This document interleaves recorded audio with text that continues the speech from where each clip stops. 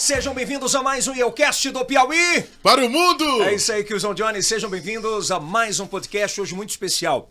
Eu acho que a gente fala para a nossa audiência hoje de esclarecimento, de informação e trazer, claro, um conteúdo de muita qualidade em todas as nossas plataformas, sejam elas no YouTube, também no Facebook, em todas as plataformas de áudio, também no TikTok e no Kawaii, para levar informação de qualidade, né, Kilson? Com certeza, em todas as plataformas digitais. Hoje recebendo ele, o mestre João Carvalho com a gente hoje. Olá, João, tudo bem? Boa tarde, Eldson Vasconcelos. Que boa tarde, cara. É podcast, é YouTube, o cara não vai estar sabendo qual é o horário.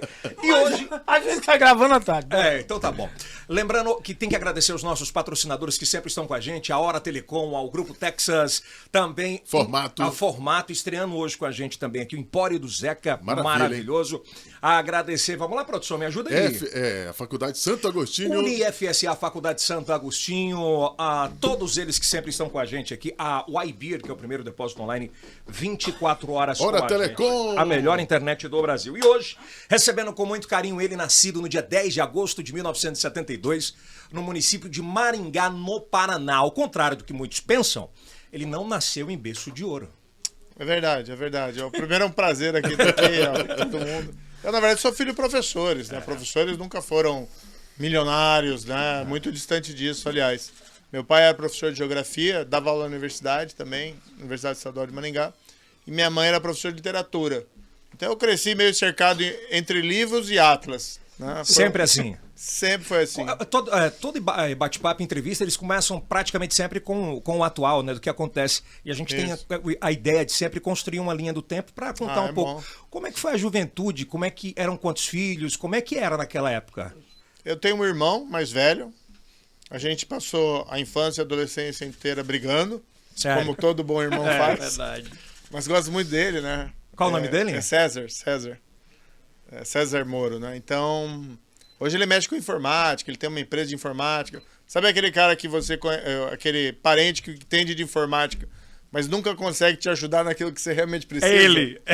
Tá boa. Então ele tem um negócio dele, né? Um profissional muito competente. E é o que dá muita grana hoje, né? Tecnologia da informação. É verdade, é do futuro, né? Sem sombra de dúvida. Eu tenho um filho de 16 anos, ele gosta muito de computadores, essas coisas todas. E eu digo pra ele, olha, vai mexer com isso, vai se aprofundar o seu conhecimento, vai trabalhar com isso. Porque eu acho que, no fundo, daqui a um tempo, nós todos, a grande maioria das pessoas, vai ser substituída por um aplicativo.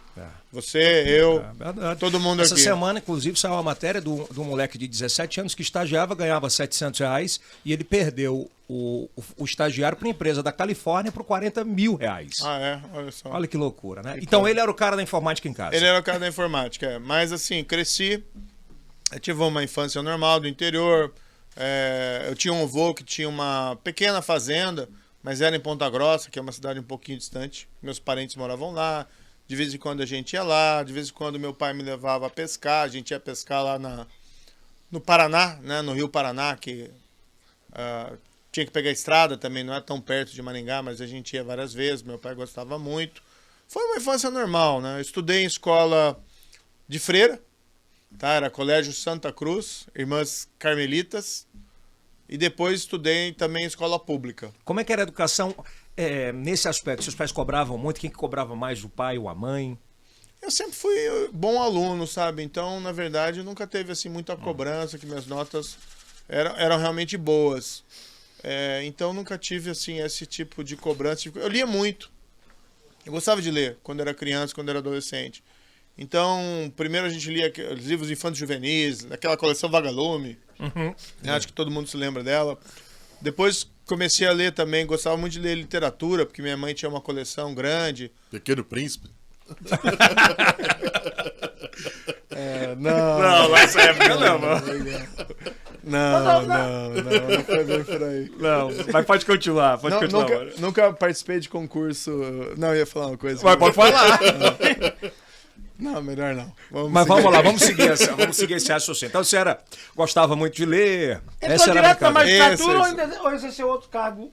Microfone, João Carvalho. Entrou direto na magistratura ou exerceu outro cargo público? Porque a gente nunca vê falar, já vê falar você na magistratura. Eu acho que a primeira vez que eu vi publicamente citar Sérgio Moro foi na Operação Colina. Isso. Que muita gente fala Lava Jato, mas existe o Sérgio Moro antes, né? Claro. E esse período foi muito precoce, né? Da saída ali da faculdade já para a entrada em... Eu fui fazer Direito, na verdade eu queria fazer um curso na área de Humanas, não sabia muito bem o que ia fazer, pensei em jornalismo, mas acabei optando por Direito. Fui lá na faculdade, não tinha nenhum parente advogado, nenhum parente juiz, minha família não tinha tradição no Direito. Passou de primeira, mano? No vestibular? Ah. Foi. Eu era bom aluno. Eu vou dizer que na minha época, na Universidade Pública lá de Maringá, eu passei em primeiro, né, no curso de Direito e tal. E eu me formei, eu já estava estagiando no escritório, que era um escritório de advocacia tributária, e gostava até de ser advogado, mas eu tinha também aquela intenção. O advogado, o problema dele é o seguinte: é uma profissão nobre, mas você fica vinculado ao cliente. Você tem que fazer o melhor para o seu cliente. Às vezes o teu cliente está errado, mas como advogado você tem que defender a posição dele. E eu queria ter mais independência, e daí eu vi assim na possibilidade do judiciário, fiz um concurso para juiz federal. Na época não tinha tanto juiz federal como tem hoje, era menor, né? E quando eu fiz, eu tinha, sei lá, poucos juízes federais ali no Paraná. Eu passei nesse concurso, também chamou a atenção ali da cidade, porque acho que foi o primeiro, não foi o primeiro maringaense, mas foi um dos primeiros ali que passou. Então eu assumi essa profissão com 24 anos, juiz federal. Até um pouco uma temeridade, né? Tão novo assim. Pois é, precoce, né? Hoje você exige 3 anos de formado. Não tinha exigência da prática, né? Não tinha. Daí eu fui, mas assim, fui trabalhar ali em Curitiba, primeiro numa vara de execução fiscal, fui também para Cascavel, que é no interior do Paraná, terra de gaúcho. Trabalhou em Joinville também? Minha filha nasceu em Joinville. Sua filha nasceu em Joinville. Eu casei ali em 99, tá? Até fiz aniversário de casamento agora, 23 anos de casado. Minha filha nasceu em Joinville em 2000. E até brinco com ela, né? Que ela é catarinense e tal. E Santa Catarina tem a fama de ter mulheres bonitas, verdade, né? Fala, olha, vê que legal, né? Tá verde, confirmando, né? A regra. Só que a gente pode chamar de barriga verde. Não tem problema. E o que a paixão por essa questão dessas operações, o que é que a gente caminhava para isso? Qual foi o primeiro despertar? É porque a gente teve a primeira grande operação. A Operação Colina já não era uma coisa tão pequena, né? 24 bilhões de foi grande. Apurado, foi né? grande. E naquela época não tinha tanto esse costume, assim, né? Pelo menos de se investigar muito forte. Não. A gente tem uma tradição, isso acompanhando a Justiça Federal. Na Justiça Federal, no começo, o pessoal investigava basicamente contrabando e descaminho.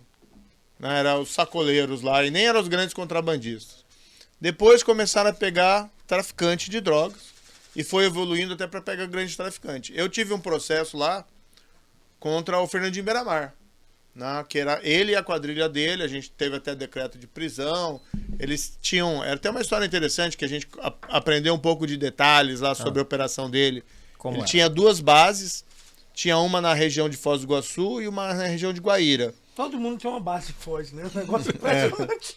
Eles traziam a cocaína de pasta base de cocaína lá da Bolívia, pousavam numa fazenda lá no Paraguai, fugiu o nome aqui da região, levavam para lá, daí eles batizavam a droga, e eles pegavam aviões pequenos e transportavam para o outro lado da fronteira, pousavam nessas pistas clandestinas do Paraná, e daí transportavam drogas, armas para o Rio de Janeiro. E foi uma mega operação na época, a Operação Fênix, né? Mas tive essa também, que você mencionou, que era a Operação Farol da Colina, que foi um desdobramento do caso Banestado. Na época foi a maior operação da Polícia Federal. Mas antes de a gente partir para essa área, quando você fazia ainda parte de tráfico, né, com o Fernandinho, eu li algumas coisas que você ia trabalhar de bicicleta e depois passou a trabalhar de carro blindado. Foi nessa época ou foi depois? Não, isso foi assim, eu ia de carro, aí quando teve esse processo... Tive outros também. Teve um processo meu que tem uma história muito doida. Tem um traficante mexicano que chama Amado Carrillo Fuentes. Tá até nesse Narcos México, acho que o 2. Chamava Senhor dos Céus. Esse indivíduo teve em 1997, em Curitiba, comprou uma fazenda para lavar dinheiro e tal. E ele tinha uma esposa brasileira e eles acreditavam que... Ele gostava muito de mulheres assim, né? Ele gostava muito de esposas, mulheres assim, bonitas, né? Era bonita a mulher dele. Eu não sei, eu não vi essa série, só ouvi dizer que tem. Eu vi Narcos 1, não vi Narcos 2, tá? Mas aí diziam que ele teve um filho e ele acreditava que se ele tivesse um filho brasileiro, ele não seria extraditado do Brasil para os Estados Unidos. Então ele queria vir morar aqui para escapar da justiça americana. Que no fundo não é verdade, né? O fato de você ter um filho brasileiro não impede você de ser extraditado. Mas com o Ronald Biggs isso funcionou muito tempo, né? Ali é uma coisa um pouquinho diferente, né? Porque eu não lembro muito bem por que a Inglaterra não conseguia extradição. Não sei se foi o filho ou foi naturalização, mas enfim, a lei não proíbe. No geral, não. Não proíbe. Daí eles vieram, compraram. Aí ele saiu de Curitiba. Naquele mesmo ano, ele fez uma cirurgia. Mudou o rosto. Tá? Para mudar o rosto, mas morreu na mesa de cirurgia. Mas ficou uma lenda que, na verdade, ele tinha sobrevivido porque mataram todos os médicos da mesa. Ele aparece num filme que ganhou o Oscar há muito tempo atrás, Traffic. Caramba, tá? né? Tem um personagem que é Bernardo Madrigal, baseado no Amado Carrillo Fentes, que teve em Curitiba. E o braço direito desse cara, esse ficou no Brasil, na lavando dinheiro. Eu tive um processo contra esse cara também, foi um negócio assim bem legal, porque veio o pessoal dos Estados Unidos, a gente do DEA, depor no Brasil, a gente mandou uma equipe da Polícia Federal lá para os Estados Unidos para ouvir testemunha, colher prova. Então, assim, a minha vida na Justiça Federal, criminal, era bem animada. Tô vendo. E aí teve épocas que realmente que eu tive que usar carro blindado, porque era meio perigoso. Chegou Deixou a receber a bicicleta ameaças. de mão, né? Deixou a bicicleta de mão. Mas nessa época chegou a receber ameaças? Ah, sempre teve ameaças, infelizmente. Algumas, tem muita ameaça que você recebe, na Lava Jato eu recebi muitas. Mas tem muita ameaça assim que você vê assim, não, isso aqui é de conversinha fiada, né? É ameaça de bobagenzinha de internet, gente que não tá falando sério. Mas, às vezes, tinha algumas situações que realmente, todas elas incomodam. Quando envolve tráfico e finanças, sempre é mais complicado, né? Eu queria perguntar Microfone, uma coisa específica aqui. A gente fala muito, sempre fala que o senhor se referindo à Lava Jato, né? Claro. E quando você vai pegar os antecedentes, na verdade, começa bem antes. E eu vou até ser assim meio louco. Eu acho que a Operação Banestado e a farol da Colina, elas tiveram uma importância vital, porque elas, na verdade, elas desentranharam o poder, né?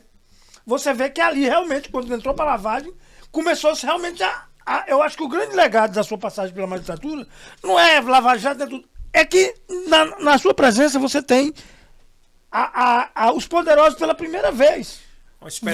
Vão para julgamento. Deixa de falar naquele ladrão de galinha e começa a falar de gente grande. Claro. Falar de milhões, né? De então, restituição nacional. a Operação Banestado realmente ela foi importante. Foi importante. A gente teria feito muito mais, mas a gente, para ser muito sincero, a gente não tinha apoio nem da legislação, nem dos tribunais. Para te colocar um exemplo, tinha diretores e gerentes do Banestado que estavam envolvidos naquela grande lavanderia dos doleiros, né? Do IOCF, né? IOCF, inclusive, e tal. Esses diretores e gerentes, eles foram acusados lá em Curitiba. Eu proferi uma sentença condenando eles em 1 ano. 1 ano que entrou a denúncia, 1 ano tinha a sentença. Depois foi para o tribunal, ficou 5 anos. Parada. Escreveu. O tribunal reduziu a pena, né? Acho que deram um tratamento, assim, com todo respeito ao tribunal, na época meio leniente. Foi para o STJ e a maior parte dos crimes prescreveu. Teve pouca gente que, no fundo, lá aí cumpriu pena. Dos doleiros, não. Dos doleiros foi diferente. Teve o CEF, que ele só conseguiu sair porque ele fez um acordo, tá? Mas ele ficou 1 ano preso, não ficou 1 dia só, como coloca naquela série lá maluca, o mecanismo, né? Aí teve... Você assistiu essas séries? Assisti. Decepcionou total? Né? Eu acho só engraçado, né? Porque tem muita ficção. E talvez não precisasse ter tanta, porque a história é interessante. Mas, assim, te colocar uma experiência que eu tive. Eu fui pra Cali, quando eu era juiz, convidado lá para uma associação de magistrados da Colômbia para falar, né? E cheguei lá, todo mundo era fã da série Mecanismo. Só que como ela diz que é baseado em fatos reais, e os fatos são muito recentes, aí começa aquela fronteira entre ficção e realidade esvanecer. Aí me chegavam lá, isso aqui é verdade, isso aqui aconteceu? Por que o policial tentou se suicidar? Eu falei, ninguém tentou se suicidar. Entendeu? Fica meio fora da curva, né? Tudo aquilo. E aí chega a Lava Jato. Como é que surgiu e como é que entrou definitivamente a Lava Jato na vida do Sérgio Moro? Então, tinha uma investigação que envolvia uma operação de lavagem em Londrina, uma cidade ali perto de Maringá. E a minha vara, lá, 13ª, ela é competente em todo crime de lavagem que aconteça no Paraná. Era na época. Isso veio para nós. E o pessoal investigando, puxando um novelinho, papapá, chegou num deputado federal, que era o José Janene, que já tinha até falecido, mas o dinheiro era dele e ele tinha recebido no esquema de corrupção. E aí chegou no esquema de corrupção lá da Petrobras, Alberto Youssef. O que é a Lava Jato descobriu? Que diretores e gerentes da Petrobras, uma síntese, né? Estavam lá com o objetivo de arrecadar propina para eles. Na verdade, estavam lá para arrecadar propina para os outros, para políticos e para financiar ilegalmente partidos políticos. Mas como ninguém é de ferro, também né, entrou. Eles chegaram assim, não, por que eu vou ficar cobrando suborno para os outros e não vou pegar a minha parte? Daí eles começaram a pegar para eles também. Aí você tem aquele caso do gerente que devolveu 100 milhões de dólares, você tem a Petrobras que já recuperou 6 bilhões de reais, que já entrou nos cofres da Petrobras. Fora o que está sendo cobrado, né? Fora o que está sendo cobrado, que ultrapassa aí a dezena de bilhões de reais. Ou seja, um mega esquema de corrupção. Infelizmente, no Brasil, a corrupção é muito forte, é muito grande, né? A gente pensa que isso não impacta. O pessoal fala, tem que falar de economia. Eu estou falando de economia, estou falando um monte de economia. Mas também não vou deixar de falar que a corrupção é algo que impacta a vida das pessoas, né? Dinheiro que poderia estar sendo utilizado de uma melhor forma e está indo para bolso de político. Mas antes de passar de entrar ali naquela questão parte... ali, você também atuou como assessor da ministra Rosa Weber, né? Foi. Nesse caso, já no mensalão, né? Foi. A afinidade com confusão com o poder vem de cedo, né? Como é que foi essa Como é que foi essa experiência? experiência no Supremo já? Mostrando sua passagem no Supremo lá, trabalhando com a ministra. Olha, foi uma experiência gratificante, foi bom conhecer o Supremo. A ministra é uma pessoa, ela é muito gente boa pessoalmente. E eu recebi esse convite, foi ali no final de 2011, para passar um ano no Supremo, né, como o juiz auxiliar. No fundo é uma espécie de assessor de luxo, tá? E coincidiu que foi o ano lá do julgamento do mensalão, né? Então, Já estava no meio naquela época. Na confusão. E muita gente Estrelas. que tá no Petrolão, tá no mensalão e tá na Lava Jato, né? É incrível como esse povo se encontra, né? No olho do furacão. são umas coincidências, mas foi assim, são coincidências, né? Uma coisa assim engraçada.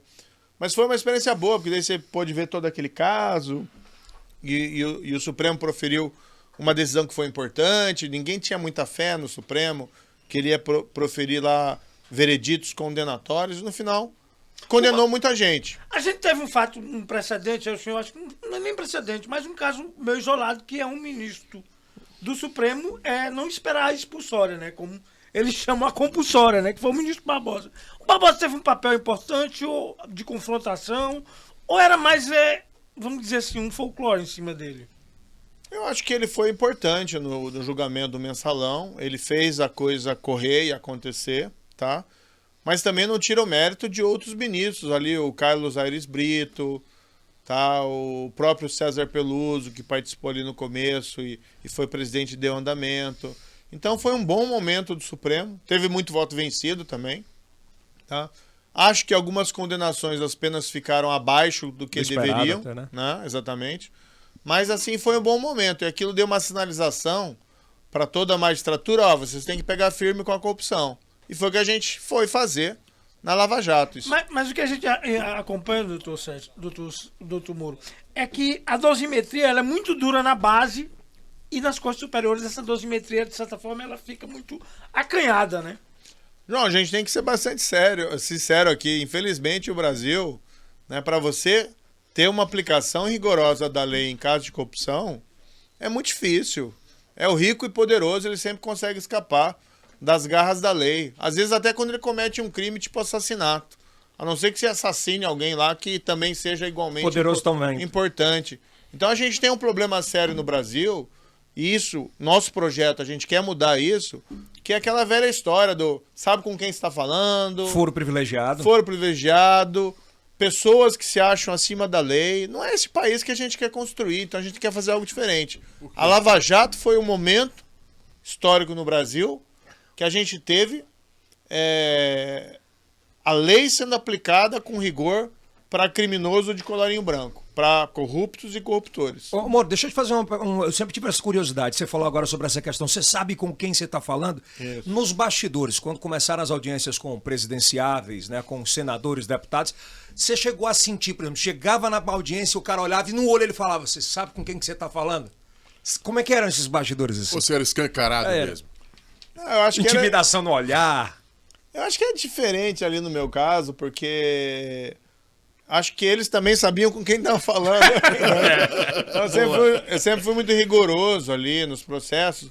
E a própria Lava Jato, ela foi crescendo, né? Não começou assim, começou lá com o Lula, lá sendo preso, nem nada disso.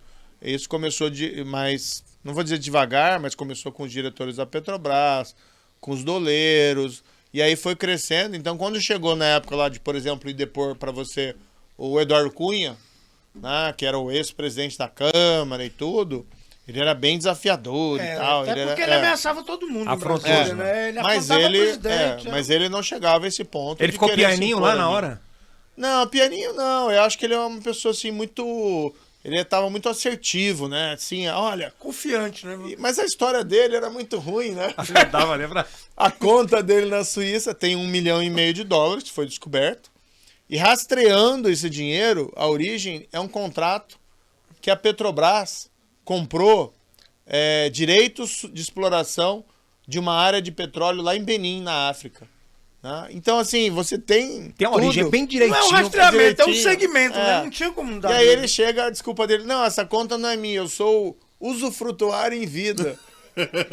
Tá de brincadeira, né? Juridicamente perfeito. Vai lá, Kilson.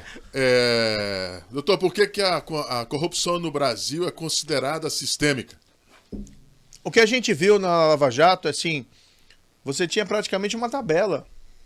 Tava tabelada a corrupção.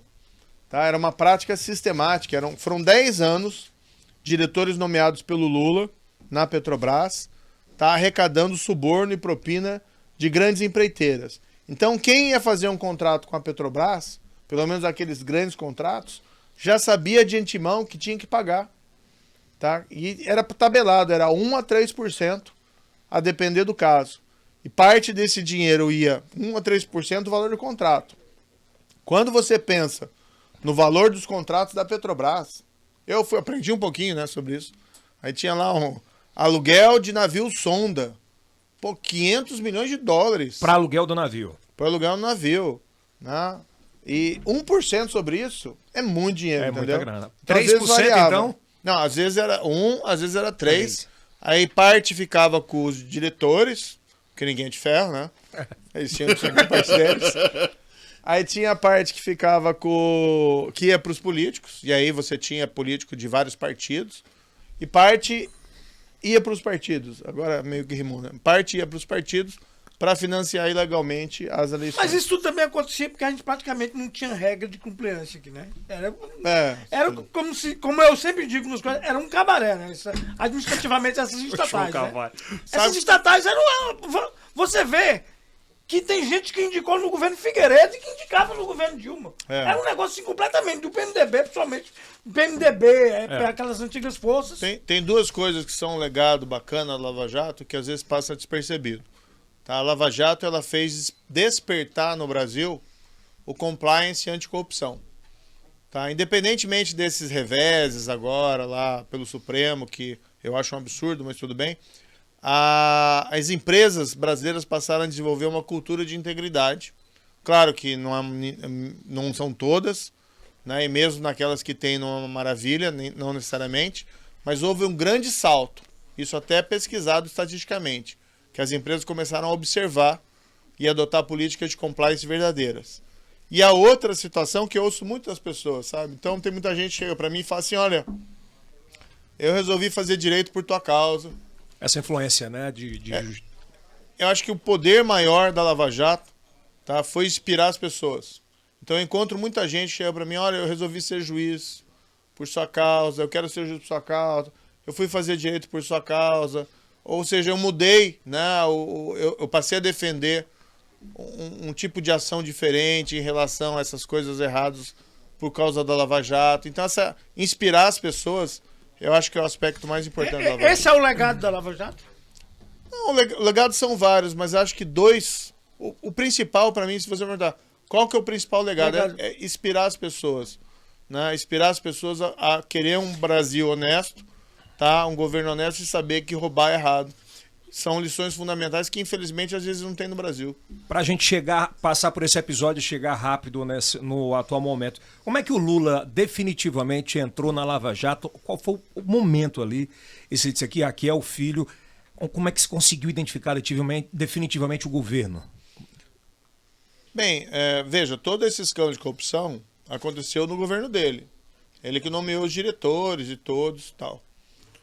E começaram a surgir durante lá as investigações, mas quem fazia isso lá era o Ministério Público, informações, né? Como é que poderia ter tudo isso sem que o Lula tivesse qualquer conhecimento, sendo ele principalmente o beneficiário político? Próprio mensalão, por que você pagava suborno para parlamentares para dar apoio ao governo federal durante o governo Lula e o presidente não sabe? Essa é uma questão que até hoje não foi respondida muito bem. E a mesma coisa a gente via lá no Petrolão. Né? Por que diretores nomeados pelo Lula arrecadavam por 10 anos suborno e nunca foram incomodados? É um negócio estranho. Você vê o chefe da Casa Civil foi condenado e o presidente não foi. Quer dizer, tu condena o parceiro de trabalho. E aí foram surgindo algumas informações, tá? Isso o Ministério Público daí começou a investigar. E o Ministério Público quis se concentrar naqueles casos que envolviam algum enriquecimento patrimonial do presidente. Mas se você for ver todo o quadro, né, é muito maior do que sítio de Atibaia, ou da acusação do triplex, ou o caso da Odebrecht. Né? Odebrecht, os colaboradores, isso consta em documentos, uma planilha que foi apreendida, eles afirmam que eles colocaram 200 milhões de reais à disposição, né, em dinheiro que era misto Caixa 2 e misto corrupção, declaração deles, à disposição da presidência da República durante o governo do PT. Né? O Palocci confessou isso também. Então o problema era muito maior, né? Doutor, agora uma das coisas que sempre chamou a atenção da população, isso aí também um outro lado, é que, por exemplo, e aí não quero entrar no mérito do prazo lá, mas, por exemplo, os prazos em Curitiba eram um. No TRF já era outro. E quando chegaram no Supremo não tinha prazo, né? Era perder de vista, né? Isso, de certa forma, não provocava, de certa forma, uma desconfiança com relação à instância inicial? Olha, eu acho que até o TRF, em Porto Alegre, ele jogava muito rápido. Era um outro TRF, não era o mesmo da época do Banestado, né? Com magistrados, assim, muito preocupados, decisivos, né? Em fazer o seu trabalho, tanto que o caso da apelação do próprio Lula foi julgado rapidamente. Com um caso dessa dimensão, você tem que dar prioridade. Né? Assim, a pessoa fala, você tem que julgar todos... gente que o Ministério Público denunciou naquela época que tinha foro privilégio, que ainda hoje não foi citado. Não, daí tem essa outra situação, né? Sim, no Supremo, infelizmente, né, muita ainda coisa é ação parou. criminal, ainda é ação penal lá, ainda é AP. Né? É um negócio aí quando você complicado. vai perguntar pro juiz, assim, eu não posso fazer nada porque eu tenho muito processo. Mas Tudo processo bem, desse, mas né, você não doutor? pode pegar aquele processo, né? Ou vocês têm que Deixar julgar. o Joãozinho de lata ali, né? Deixar o guardinha lá que eventualmente recebeu lá uma gorjeta para comprar uma cerveja, que é errado também. Mas é diferente, né? Petrobras, bilhões, o guardinha lá que recebeu uma cervejinha. Reais, né? Então, como é tem que dar prioridade. Mauro, como é que você reagiu à suspensão desses processos, desses processos e principalmente a soltura, né, do ex-presidente Lula? Que naquele dia em especial, você sabia que aquilo ia acontecer e o que passava pela cabeça naquele momento? Eu estava prevendo, eu fiquei chateado, muito chateado com isso, né? Até foi um julgamento no qual alguns ministros foram muito ofensivos em relação à minha pessoa. Agora, eu tenho a consciência tranquila do que eu fiz ali. E, no fundo, né, é um baita erro judiciário, porque se tivessem dito que o Lula era inocente, seria até uma coisa que você poderia né? Então o entendimento foi diferente. O entendimento foi diferente de mim, do tribunal e do STJ. Mas eles nem isso fazem. Né? Eles nem entram no mérito. Daí eles inventaram lá que o Lula teria sido perseguido. Daí você vai ver, não, mas por que ele foi por que vocês entenderam que ele foi perseguido? Porque foram proferidas decisões contrárias a ele. Pelo amor de Deus, isso é uma coisa que vai acontecer em qualquer processo. Você acha que você chamou mais a atenção do que a culpado. grande corte do país e acabou meio que essa vaidade acabou atrapalhando. Disse, olha, peraí, quem manda aqui não é o TRF4, não é o Você Moro. viu nitidamente que alguns ministros tinham uma má vontade com o Lava Jato. Ou seja, a magistratura tinha o senhor como um herói? E o povo ficou do lado de cá. Disse, ei, vamos... Olha, não é questão de herói, não. Eu acho que eu fiz o meu trabalho como juiz, entendeu? E às vezes nesse país você fazer o trabalho faz a diferença. Né? Você não aliviar pra ninguém, você julgar os processos com rapidez. E vamos colocar, não foi só o Lula, né? Teve mais de 150 condenações lá na Lava Jato. A Lava Jato recuperou... Você lembra da média, mais ou menos, que um réu tinha encerrado sua tramitação em Curitiba? Era rápido, né? Ah, era rápido. Porque quando tinha acusado preso, né? A gente acelerava mais ainda. Até porque é a lei mesmo. Que é importante e tal. Então teve caso que... o pessoal não se lembra lá do Nestor Severo? Lembra? O diretor da Petrobras? Do olho. Que eu condenei, proferi a sentença em 6 meses. Desde a acusação até a sentença. E os casos, assim, eram muito Ele evidentes. devolveu o recurso, não foi ele, né? Depois ele acabou fazendo um acordo, ficou lá o tempo dele preso, né? Ficou bastante. Porque assim, o pessoal reclama às vezes, os colaboradores ficaram pouco tempo presos. Meu amigo, Olha lá. hoje, Olha aí, ó. hoje ninguém no Brasil está sendo preso por corrupção. E era muito difícil alguém ser preso Pior que é por verdade. corrupção.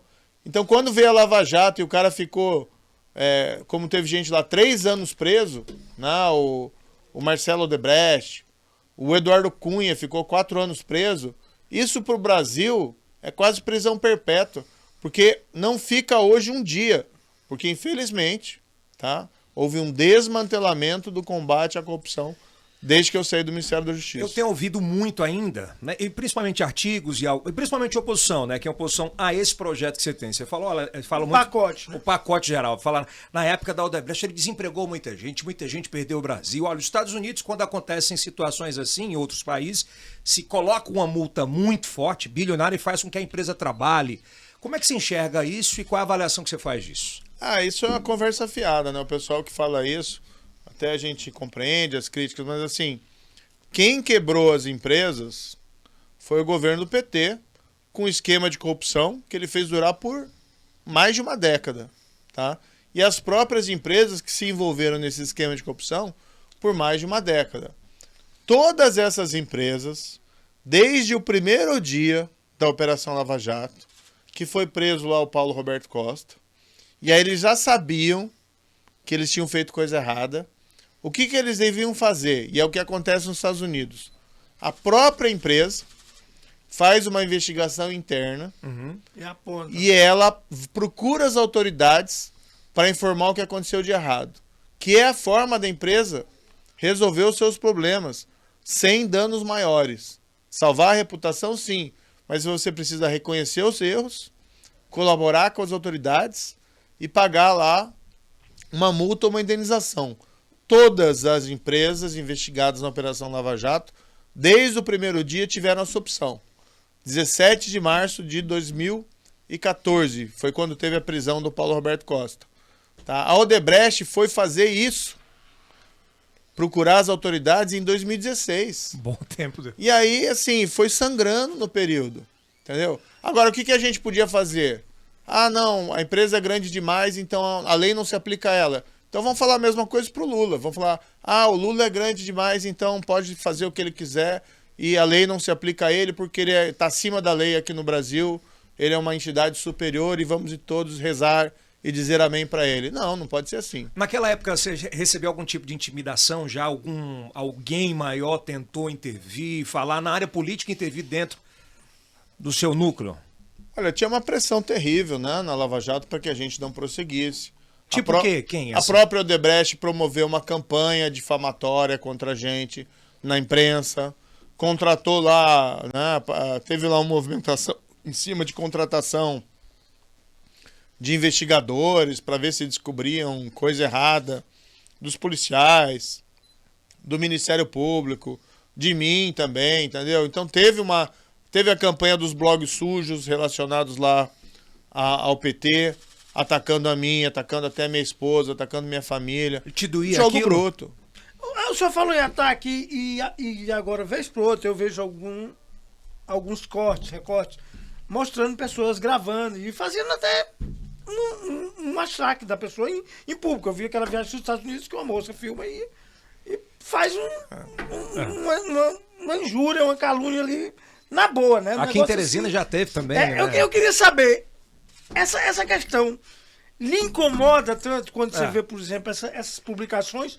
Ou eu, por exemplo, eu sou assim, mexa comigo, fale comigo. Você vai mexer com minha filha, nem que eu morra. Sim. Complica quando chegar na família, complica. Claro, veja, eu já estava no governo, Aí realmente tem que se falar, né? Eu sou uma pessoa calma, tal, não tento me ofender a ninguém, mas teve lá uns irresponsáveis que fizeram um curta-metragem simulando um sequestro da minha filha. Caramba. Para ter um resgate, para tirar e colocar em liberdade o ex-presidente Lula. Então foi uma coisa, minha filha adolescente, aquilo circulou, aquilo perturbou. Poxa, isso aí é coisa de gente doente, né? Isso aí tem que falar de gente doente mesmo. E assim, a gente tá lá cumprindo nosso dever. A gente não tem culpa pela corrupção do PT. A gente não tem culpa lá que um monte de gente se corrompeu em Brasília, que as empreiteiras entendiam que a melhor forma de ganhar dinheiro era pagar suborno e não investir em produtividade. A gente está fazendo nosso trabalho. E as pessoas vêm lá macular dessa forma, atacar, ofender e fazer essas ameaças. Eu acho gente muito baixa. O senhor não acha que, de certa forma, não tem uma certa cumplicidade da população com esse tipo de coisa? Com os acusados, naquele meio estilo interior paulista, aí estão falando do ex-governador? Rouba mais faz? Não tem muito isso, não. Essa cultura, né? Essa cultura. Acho que é esse tipo de país que a gente não pode acreditar, né? Não existe isso, rouba mais faz. A gente tem que ser faz e não rouba. Esse é o projeto que você quer e que você está defendendo, né? Faz e não rouba, né? Não tem por que uma coisa vir junto com a outra. Vamos passar agora para o ministro, o governo Bolsonaro. Esse convite surgiu e tem muita gente que tem curiosidade de saber, tem medo de falar, mas ele não falava nas reuniões. Como é que começou esse relacionamento definitivo de bastidores e qual foi a maior decepção lá dentro, o start que se disse não? E ainda complementa a pergunta do Yeltsin. O senhor era chamado de mito, eu me lembro das primeiras aparições. Agora os caras lhe escolheram de um jeito que parece que o senhor não foi nada, que tudo que você fez não valeu nada, né? O mito se transformou no antimito. Então vamos agora, sair né? do convite à decepção. Olha, eu me decepcionei com o governo Bolsonaro, como todo mundo se decepcionou. A gente está vendo hoje a economia, uma porcaria, tá andando de lado. O governo parece que não tem rumo, diz que vai encaminhar um negócio, não encaminha, aí não sabe mais. Ninguém sabe o que vai. O único projeto é a reeleição. Tá? Ele deixou de mandar no Brasil, quem manda é o Ciro hoje? Ah, parece que sim, né? Acho que o Ciro Nogueira é que manda, certamente. Eu até tenho assim uma prática de não responder subordinado, né? Então, quando um subordinado do Lula me critica, eu não respondo. Respondo só o Lula. Quando o Bolsonaro me critica, às vezes eu respondo. Mas como é o Ciro que manda, né? Então, o Ciro, se ele falar alguma coisa, eu posso responder, porque acho que é ele que manda. Ele tá com a caneta, né? Sim. Eita, isso é pesado. Aí o cara... Quem manda no Brasil hoje?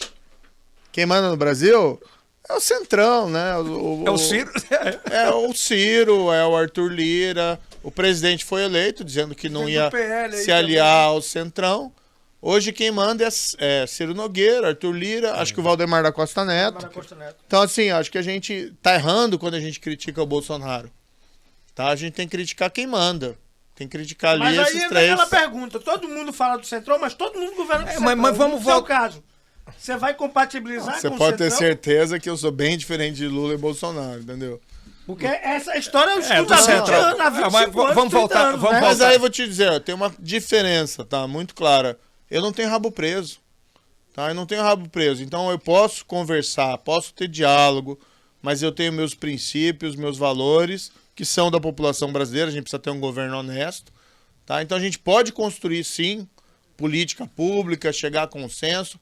Política é a arte do diálogo. Agora, eu não chego numa mesa de negociação com medo de investigação, porque eu não fiz nada errado. Aproveitando é diferente de Lula e de Bolsonaro, que tem telhado de vidro. Ô, Moro, deixa eu te fazer. É bem pertinente a gente fazer a pergunta nesse momento. Você acha que o que atrapalha, por exemplo, o presidente Bolsonaro são os filhos?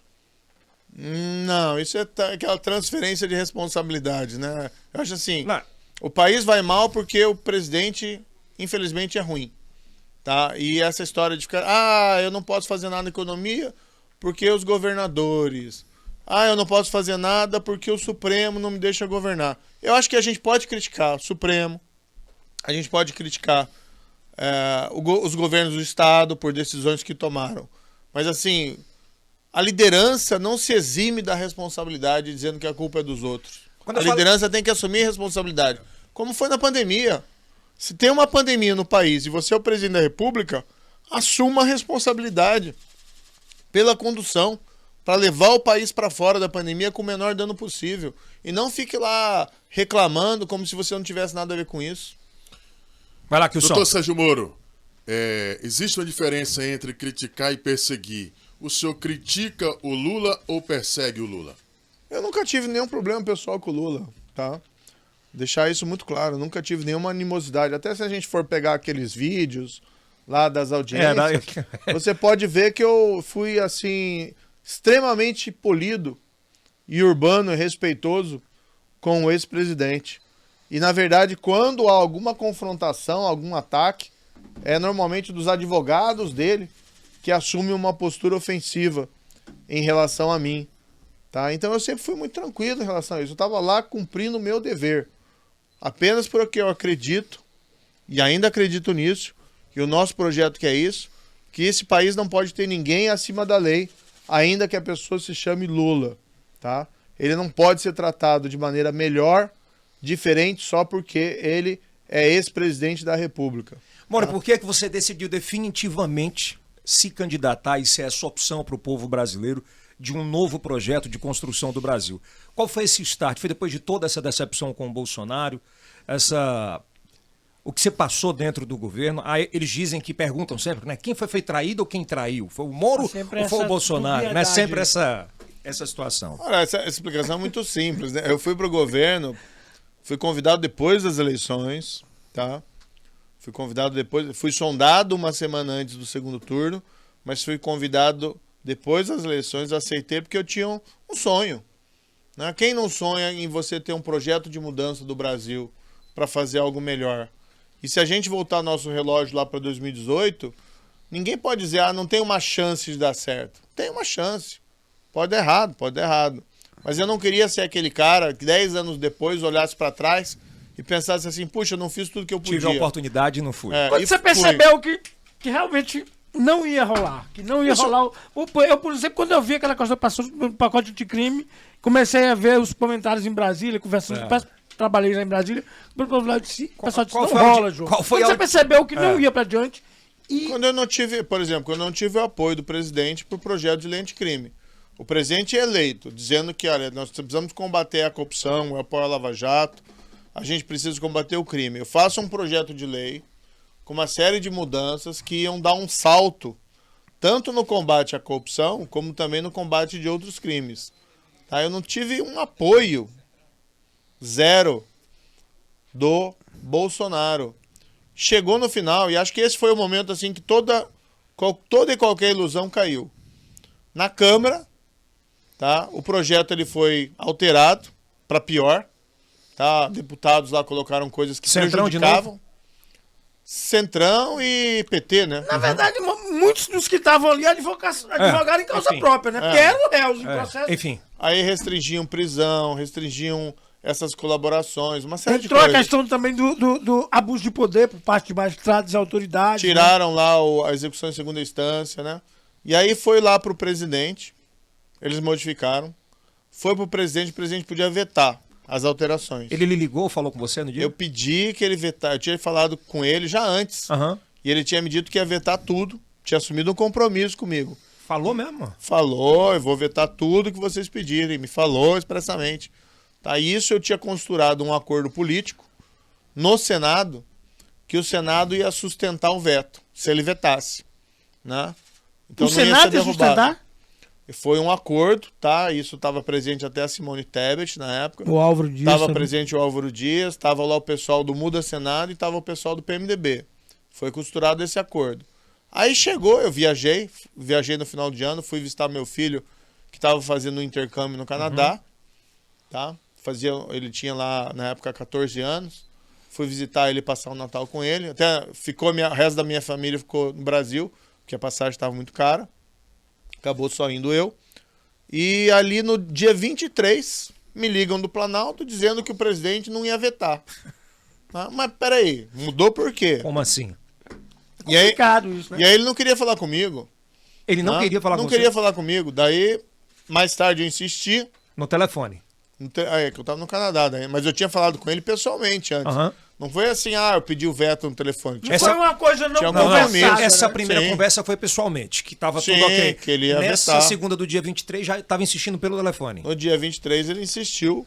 Né? Não, quer dizer, eu liguei e insisti que ele vetasse. Na verdade, assim, eu posso me considerar, tá? Eu sou uma pessoa meio orgulhosa. Dificilmente eu imploro alguma coisa para alguém.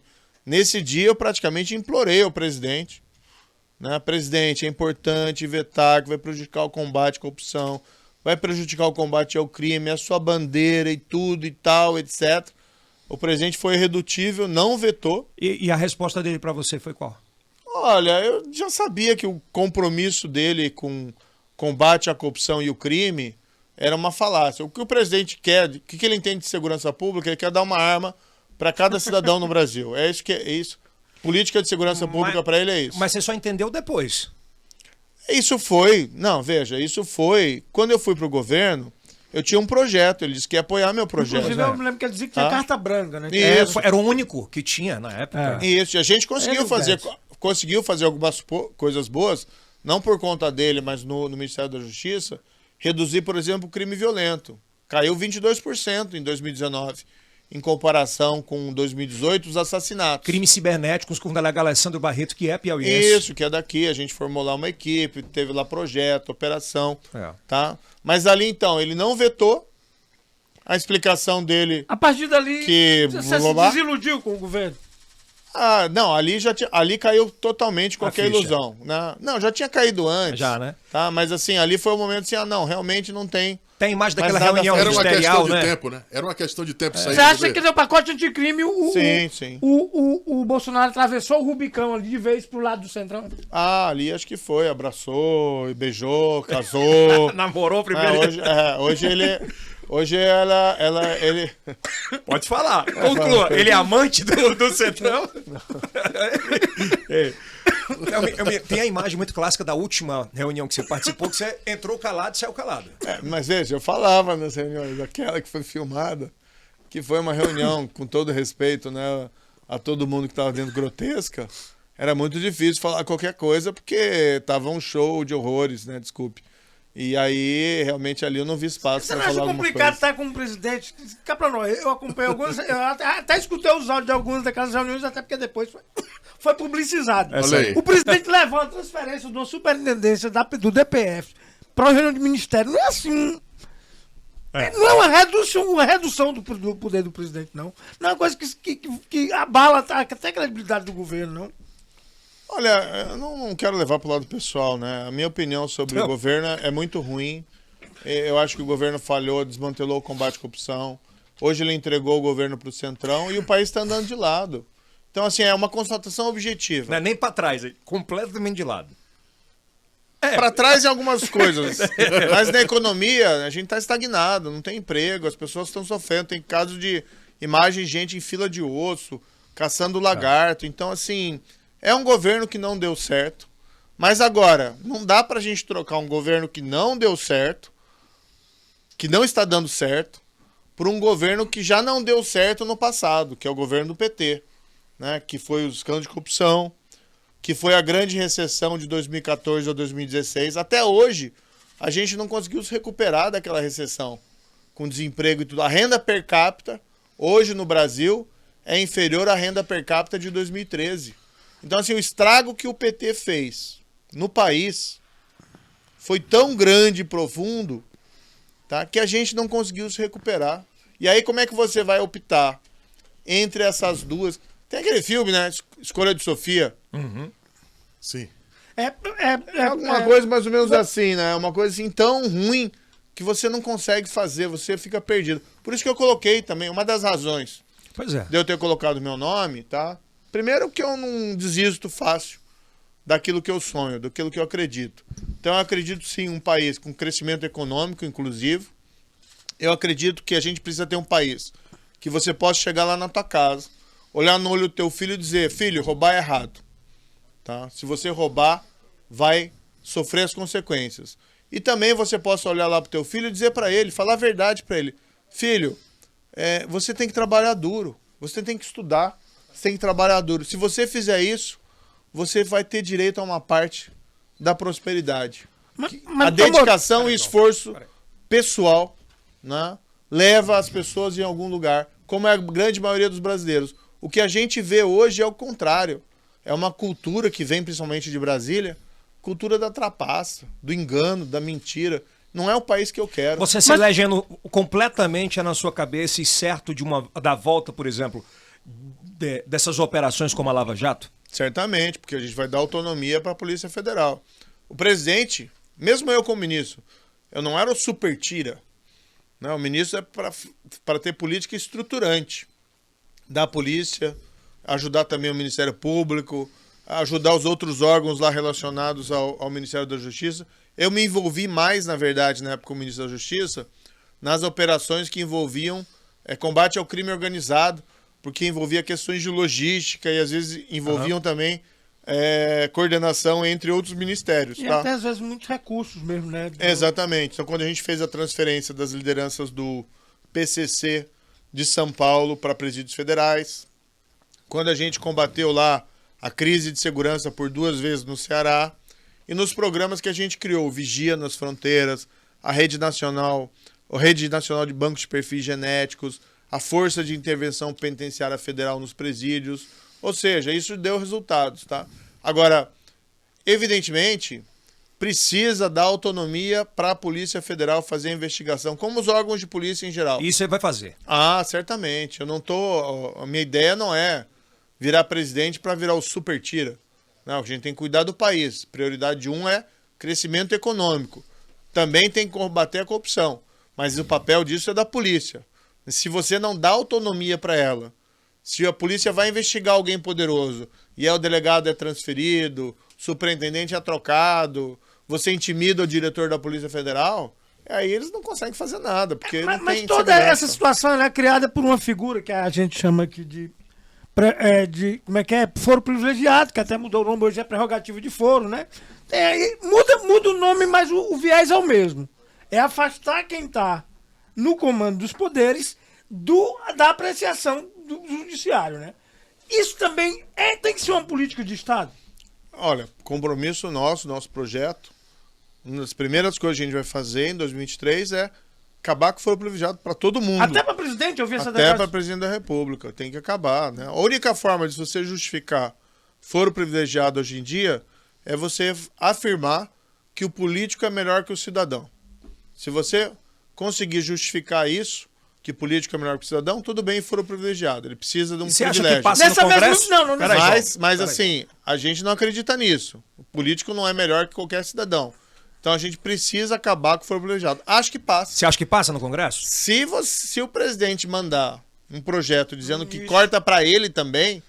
Você tá dando exemplo Mas pra isso ele. aí também Sim. se estende a privilégio também com uma prisão especial para advogados, para jornalistas. No microfone, Enquanto o João. povão vai pro cacete mesmo, direto para uma instituição prisional comum.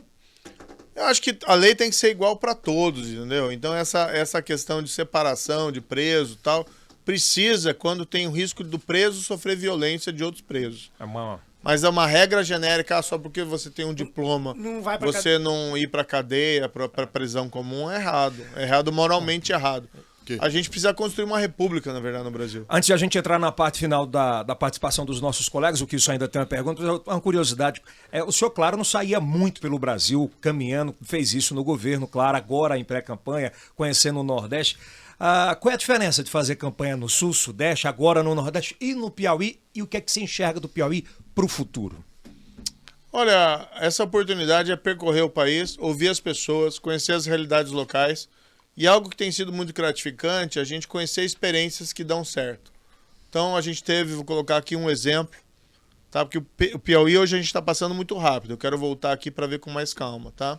Mas a gente teve lá no Hospital de Base de São José do Rio Preto, em São Paulo, que é um hospital de excelência no interior.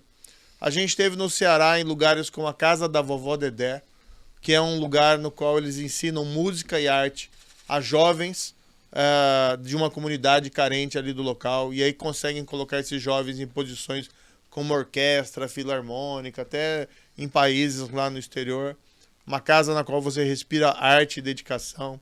A gente teve em hospitais públicos, a gente está vendo lugares que, apesar da dificuldade, as pessoas se desdobram, né, e conseguem fazer um serviço, assim, um trabalho fantástico. Tá? Então essa viagem tem sido, eu tenho dito, que não é só para... Não tem só a questão eleitoral, tá? É para construir o projeto e para a gente conversar com as pessoas, mas tem sido para mim também uma jornada de crescimento pessoal. Essa parte é muito legal. Você foi na terra do Ciro e ele tem mirado para você nos últimos dias, né? Ciro Gomes, né? Tem falado que você tem patinado nas pesquisas, que não tem discurso. Ele é um dos que vai duelar, dividir né? votos com você. É verdade. Olha, Como é que você responde a você tudo vê isso? que ele tem centrado fogo, né? eu tenho dito que os adversários são Lula e Bolsonaro. Tá? Os extremos que a gente tem que romper e apresentar alternativas, porque são muito ruins para o país. Então, assim... Ele não é então palho para você? Assim, não vai ter a votação expressiva que ele acha que vai ter? Eu acho que o problema tá aqui, a meu ver, é a gente apresentar um projeto e discutir com as pessoas. A gente vai ter todos esses debates lá na frente, né? No período lá eleitoral propriamente Você dito. está preparado para esses debates? Mano? Claro, veja, eu já até tenho alguma experiência. Claro.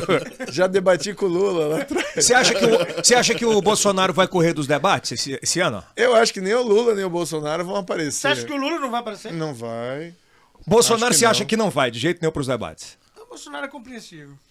Não, deixa ele falar, Joel. Quero ouvir Você acha que ele Acho corre? que nenhum dos dois deve Então- ir, é uma pena, porque um debate comigo, Lula e Bolsonaro, seria uma audiência bacana, né? Muito. Tá boa.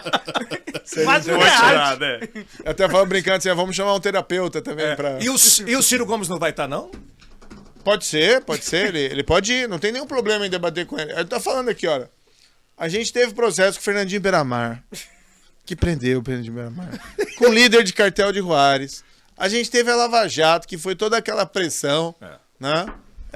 Só não teve mãos limpas, né? Na Itália. Olha, a gente teve todos aqueles réus perigosos, criminosos, etc, etc. Então, assim, ninguém tem medo de nada. Ou medo de qualquer desafio. Então, não tem problema nenhum em debater. Debate não é o problema. Mas, assim, vamos debater no momento próprio. Até porque ele, assim, não consegue falar uma frase sem dar um palavrão, sem ofender alguém. Daí, quer debate mesmo ou quer circo? A meu ver, quer circo. O povo quer saber, os seus opositores, entre eles ainda, o Ciro e entre outros também, disse assim, não, ele está propagando todo esse projeto para se candidatar não à presidência, mas ao Senado. Você é candidato à presidência ou tem possibilidade de sair para o Senado, por exemplo, ou para deputado federal? Eu tô quase tatuando no meu ombro, dizendo que sou pré-candidato a presidente. Porque... Mas é bom, é óbvio que as pessoas perguntem isso, né? Não, é porque, na verdade, o que acontece? Quem espalha essas histórias, essas fake news, é o pessoal que tem medo na nossa pré-candidatura. A gente lançou ela, já estamos em terceiro lugar nas pesquisas, e tem que tratar isso com bastante humildade, mas eu vejo assim, humildade, mas confiança crescente, porque tem uma grande demanda de uma alternativa contra Lula e Bolsonaro, tá? Então, o potencial é grande, e eu acho que eu fiz na minha história de serviço público, tanto como juiz, depois como ministro da Justiça, me dão credibilidade para dizer que eu sou a pessoa que cumpre as promessas, que eu entrego aquilo que eu digo que eu vou fazer, tá? A única coisa que eu não fiz ali foi consolidação do combate à corrupção, porque eu fui sabotado pelo Bolsonaro. E aí como é que o ministro vai fazer isso se não tem apoio do presidente? Mas a gente conseguiu combater a corrupção na época da Lava Jato, a gente conseguiu combater o crime organizado, reduzir a criminalidade lá em 2019, no período de gestão do Ministério da Justiça. Então, assim, a gente consegue entregar, entendeu? E a gente tem plano, tem projeto, tem que voltar ao crescimento Já econômico. tem nome de ministério, os ministérios montados? Porque a pergunta clássica, a resposta de qualquer político é, vai ser técnico, vai ser... Pensa de alguma outra forma em montar? Ele é político, técnico político?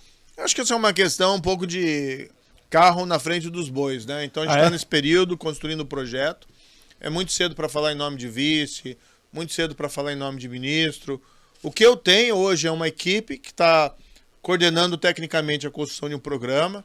E a gente tem nome lá como Afonso Pastore, como Joaquim Falcão. Então são grandes nomes brasileiros trabalhando. E a gente não é só a corrupção, tá? Muito pelo contrário, o foco do nosso projeto é a economia, a retomada do crescimento econômico inclusivo e projeto para a erradicação da pobreza e da fome. Tem tudo lá, educação, saúde, tudo. Você falou aí Só pra gente fechar, pra começar as perguntas. Na questão de Bolsonaro, Lula, qual o ativo político atual que você Fala no microfone, João. Qual o ativo político atual? Quem tem o que realmente, né? Você tem um monte de pesquisa aí, tem pesquisa pra todo gosto, né? Qual o ativo, qual é a situação real hoje? Pelo que você percebe, inclusive, nas ruas, né? País, né? Olha, percorrendo as ruas, para ser bastante franco, a gente tem tido muita receptividade, né? A gente é abordado a toda hora com gente querendo tirar foto, gente dizendo que, olha, eu não posso falar em voto aqui, né? Pode? Não posso, porque Falei, velho. o TSE briga comigo, tá? Então tá. Mas assim, muita gente dando apoio, tá? Para nós. Tem uma grande demanda e uma insatisfação das pessoas, tanto com o governo que não está dando certo, como um governo do passado que não deu certo. Então, assim, vamos olhar o futuro. Eu acho que é possível e a gente está só começando. Tem aí 8 meses até as eleições.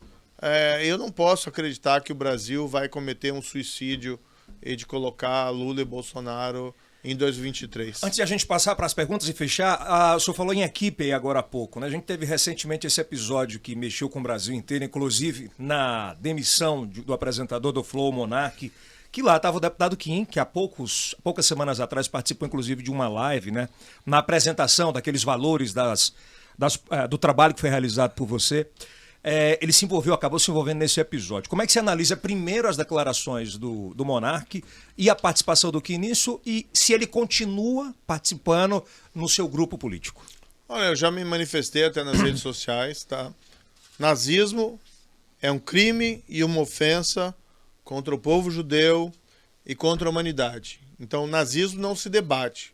A única coisa que a gente faz em relação ao nazismo é repudiar. Não tem abertura qualquer para a gente poder discutir. Não existe aspecto positivo, né? Nazismo é praticamente a representação do mal no século XX e pelo que fez, tá? Pelo que ele significa. E isso vai permanecer para sempre, tá? Isso é imutável e é também algo presente no século XXI. Eu respondo, veja, pelo que eu falo, tá? E pelos meus atos.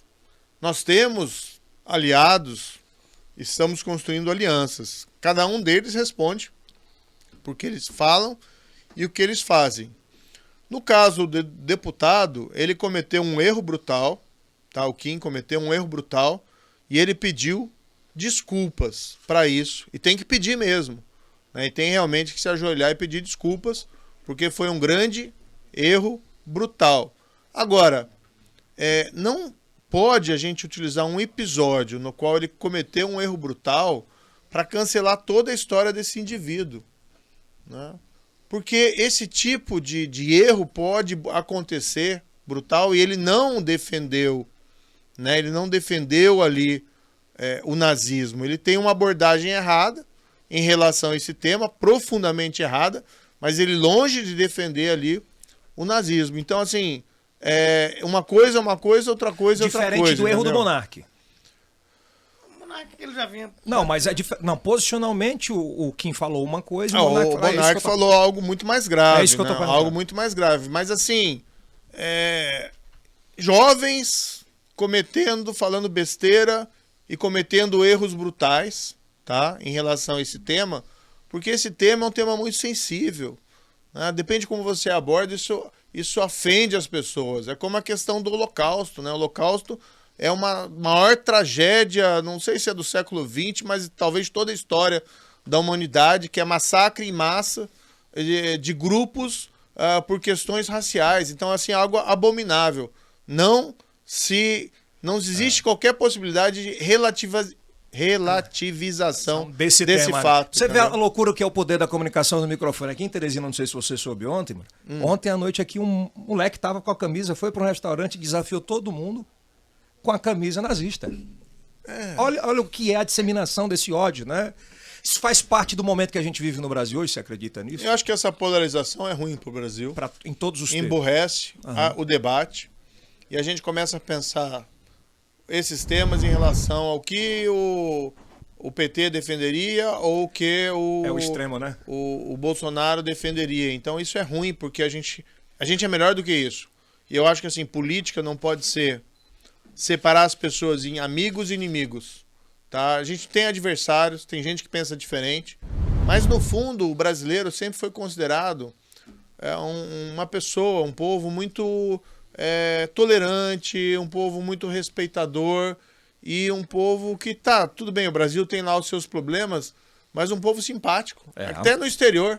Né? Então a gente olha isso, não é o que a gente representa, não é isso que a gente quer ser, não é esse o Brasil de ódio, de nós contra eles, de guerra de todos contra todos, né? Então eu sou absolutamente contrário e até tenho colocado isso... Mas não é isso que a sociedade, de certa forma, alimenta, e até mesmo nós jornalistas alimentamos o tempo todo, de que é o Lula versus o Bolsonaro e de que esse antagonismo é quase que um teorema que vai dar resultado. Eu acho que a disputa tem que ser diferente. Tá? E é a responsabilidade da liderança. Isso eu tenho colocado no meu projeto desde a época da filiação. Falei, olha, nós vamos para essa briga, tá? Que não é uma guerra. Tá? A gente vai para essa briga de cabeça erguida. Termo, né?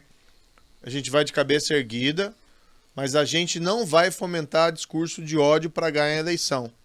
Tá? Se discurso de ódio for o caminho para ganhar a eleição, não conte conosco.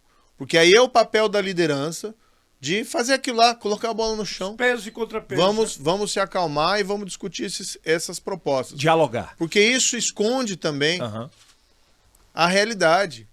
Né? Tudo que o PT quer é apontar o Bolsonaro como um criminoso genocida para que se esqueça da recessão do PT e dos escândalos de corrupção do governo do PT. Tudo que o Bolsonaro quer é apontar a recessão do PT e os crimes lá de corrupção para que esqueçam que a economia vai mal, para que se esqueçam que a pandemia, né, foi mal conduzida pelo governo e para que se esqueçam que desmantelaram o combate à corrupção durante o governo Bolsonaro. Então, assim, vamos falar sério sobre a realidade. Né? Fechar a última do Kilson, vai lá. Doutor Sérgio Moro, um eventual segundo turno, o senhor já falou que vai lutar até o final, que é um pré-candidato, é um presidenciável e que vai lutar até o final. Vamos imaginar que o senhor não consiga se eleger e que lá no segundo turno estejam Bolsonaro e Lula. E o senhor disse que não tem nada contra o Lula. E nem o Bolsonaro? E nem o Bolsonaro. Mas a pergunta que eu faço é a seguinte: se o Lula chegasse para o senhor e dissesse, todo o ministério é o senhor quem indica. Cai nesse ponto de novo? De novo? Pô, 2 vezes não, cara. Aí também não quer mais. Você votaria... Não, vamos só corrigir uma coisa aqui. Corrija. Tá bom? Eu não tenho nada pessoal contra o Lula ou contra o Bolsonaro. Não é uma questão pessoal. É uma questão que a minha visão de mundo é muito diferente de Lula e de Bolsonaro. Então, são projetos, o meu projeto é um projeto que não tem como convergir nem para Lula, nem para Bolsonaro, entendeu?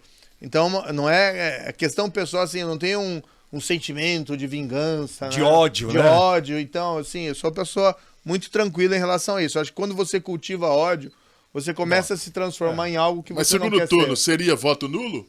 Segundo turno? Não, a gente não vai correr esse risco. Eu sabia que ele ia responder. Você vai estar lá, né? Não vai correr esse risco. Boa. Ó, vamos lá então. Perguntas rápidas e também respostas objetivas. Esses são jornalistas locais que são muito respeitados aqui. Começando pelo Joel Silva, tem 50 anos de rádio. Vamos lá. Eu sou Joel Silva, radialista, sou jornalista, sou também de formação cientista social. E diante desta expressão da política brasileira, Sérgio Moro, eu gostaria de saber do senhor quais ferramentas o senhor vai adotar para quebrar a tendência de polarização na candidatura para a presidência da República entre Jair Bolsonaro e Luiz Inácio Lula da Silva. O senhor se acredita na criação de uma terceira via, quais são as ferramentas com as quais o senhor trabalhará para que possa chegar no segundo turno. Obrigado, Joel. Painel da cidade. Eu tive com o Joel, muito simpático. Ele deu uma entrevista lá na rádio dele. Olha, a ferramenta mais poderosa da humanidade, que é a verdade. Então, a verdade, as pessoas às vezes podem ser enganadas, mas a verdade, quando colocada, as pessoas também reconhecem. Então, tanto em relação ao que aconteceu no passado, como o que a gente pretende fazer no futuro. Tá? Volta do crescimento econômico. Tem, infelizmente, gente que está dizendo assim, me dê um cheque em branco, que eu vou fazer o Brasil voltar a crescer. Vai cair picanha do céu. No prato. Vai jorrar cerveja nas torneiras de casa. A gente sabe que essa história acaba na recessão, como foi lá de 2014, 2016. Tem que ter responsabilidade social e responsabilidade fiscal, porque senão as contas públicas explodem, o juro sobe e cai o emprego, cai o investimento. Eu tenho medo do que vai acontecer, tá, com o Brasil, num eventual tanto governo do PT, do Lula ou do Bolsonaro, porque os dois parece que querem um cheque em branco. Então tem que perguntar para a população, olha, você daria um cheque em branco para o Lula e para o Bolsonaro? Eu não daria. Mas eu também não estou pedindo cheque em branco. A minha proposta é diferente, é realista. Tá? Então a principal arma, sim, é a verdade. É a verdade. Vamos lá, Poliana Oliveira, do Grupo Meu Norte. Vamos lá.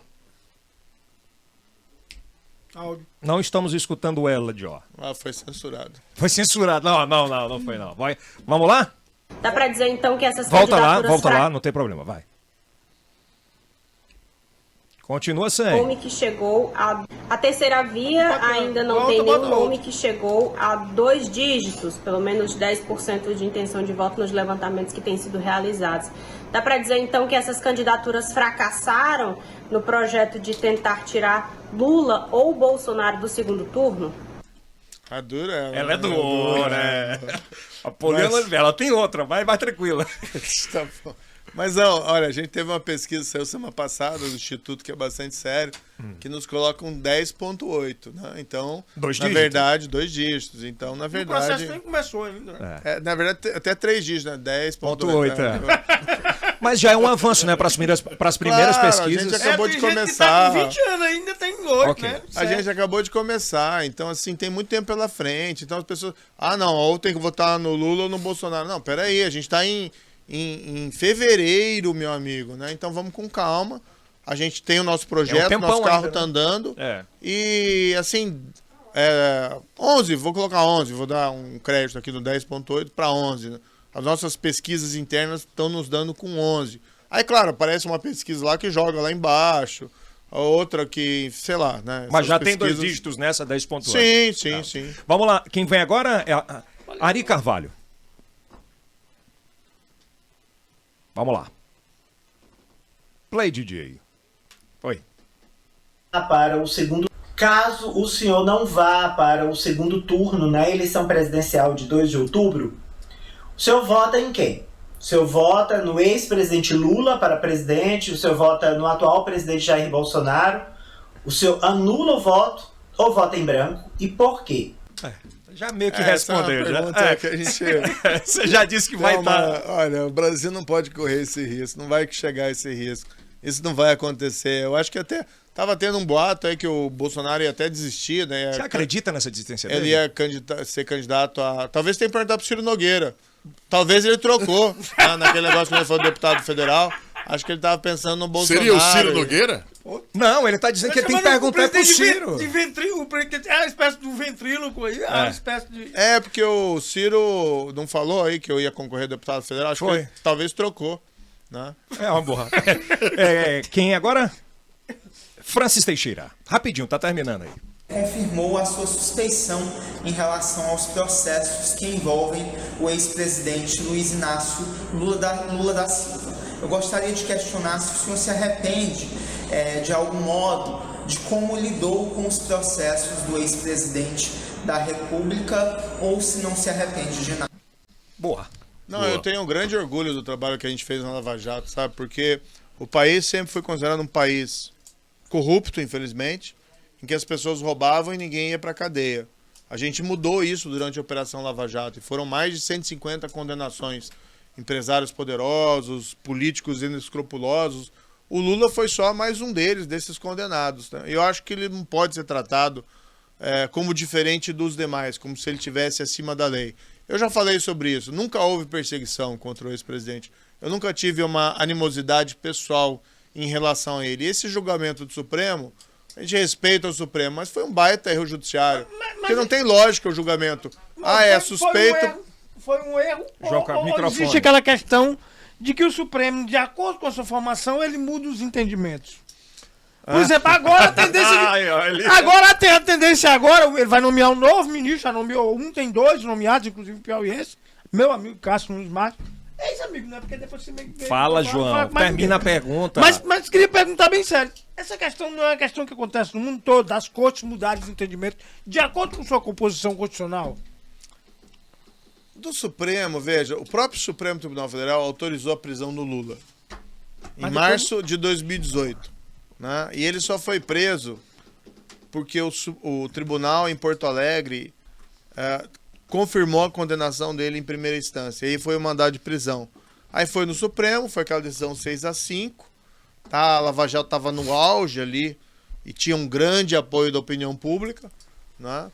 3 anos depois o Supremo vem lá e diz: não, tem que anular, porque tem que ser julgado lá em Brasília, faltou em pressão Curitiba popular? E tal. Faltou pressão popular? Eu acho que se a gente não... Tem a velha máxima, né?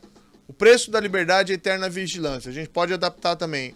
O preço da integridade é eterna vigilância. Então a gente tem que estar sempre de olho no que Brasília está fazendo. E tem que cobrar realmente. A gente quer construir um país melhor. Isso precisa de esforços dos 3 poderes. A última, Rani Veloso, para fechar. Direto de Brasília. Você ainda vai encontrar ela muito lá. Vai. Vai. Da República, mesmo não saindo nas pesquisas dos 7%, 9%, ou vai se lançar à Câmara dos Deputados ou ao Senado, que tem mais chances de vitória, e por qual partido? Vai sair do Podemos para o União Brasil? É outra coisa. Tem muita Se gente tocou comentando. Muito hoje. Praticamente você assistiu os podcasts e os reportagens, todo mundo fala. A gente fechou. Qual que é a minha opinião? Brasil, né? Qual que é a minha opinião, né? Hoje você tem o Centrão abraçado com o Bolsonaro, tipo Ciro Nogueira. Né? O que a gente vê, no entanto, o Centrão está no poder desde a época do Lula. Estava lá com o Lula também. Né? Tá abraçado agora com o Bolsonaro. E a gente não vê o país progredir. Estagnado? A gente vê o Piauí aqui, infelizmente, com um potencial enorme de agropecuária, de exploração mineral. E a conversa com as pessoas aqui, não tem o porto, que reclamam lá do Luiz Correia. Não tem as estradas, a infraestrutura das estradas para escoar o produto. As pessoas sofrendo, nem todo piauiense pode comprar uma ilha, tá? E o que a gente vê agora... E a gente vê, infelizmente, o Centrão perpetuando no poder, eles sabem que tem medo da minha pré-candidatura, pois chegando lá, não vai ter isso, a gente vai governar, a proposta é governar para o bem de todo mundo, e não para o bem dos políticos lá em Brasília. Então ficam espalhando essas mentirinhas. Fake news. Fake news e tal. A gente está em 2 dígitos, né? Está em 2 dígitos. O senhor tem uma ilha? Não, já acabou, tem que ir agora.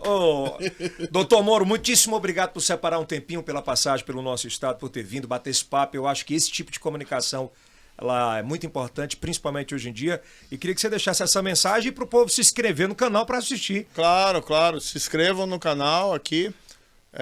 No IEL. IELcast, né? Sabe que a gente quer lançar um podcast também. Então a gente seja concorrente daqui a pouco. Olha, então tem que aproveitar aqui o momento. Como é que você vê esse cenário de comunicação dessa forma, assim, mas é o que o povo tem consumido melhor? Eu acho que é bacana, sabe? É interessante, é mais descontraído.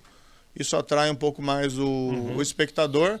Sem prejuízo de... Não perde a seriedade, porque você consegue tratar de temas que às vezes são densos e a população às vezes acha, puxa, isso é meio chato, né? Mas com responsabilidade. Mas consegue com responsabilidade, mas também de um jeito assim um pouco mais digerível, né, para as pessoas. E acho que se cumpre o papel da comunicação, de falar assunto sério, um pouco mais descontraído, mas chega na população, acho que isso é fundamental. Obrigado, Fábio. Fábio Serve que está aqui também. Kilson Jones, Ok. João Carvalho, obrigado pela participação. Doutor. Até o próximo episódio. Se inscreve, aproveita. Isso aí é o... Cast. Até a próxima.